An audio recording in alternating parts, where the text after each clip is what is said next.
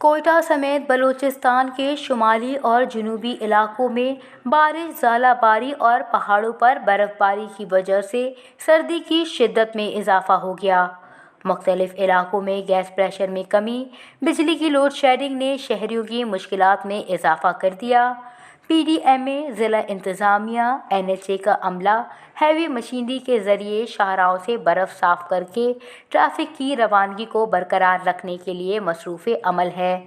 زیارت موڑ، مسلم باغ، لکپاس زیارت سمیت دیگر شاہراہوں سے برف ہٹانے کا کام جاری ہے، جبکہ کوئٹہ ثواب، کوئٹہ چمن، کوئٹہ لورالی، کوئٹہ زیارت روڈ پر کسی بھی قسم کی ہنگامی صورتحال سے نپٹنے کے لیے پی ڈی ایم اے اور میڈیکل ایمرجنسی ریسکیو سینٹر 24 گھنٹے تیار ہیں۔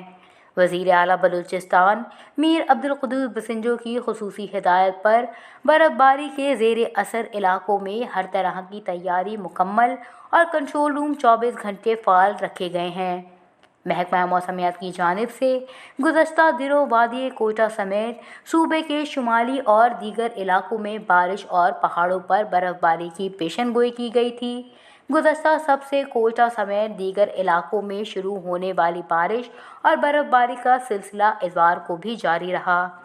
صوبے کے دیگر علاقوں جن میں توبہ اچکزئی، توبہ ککڑی، مسلم باغ، پشین، دشت، مستونگ، چمن سمیت دیگر علاقوں میں برف باری کا سلسلہ اتوار کو جاری رہا۔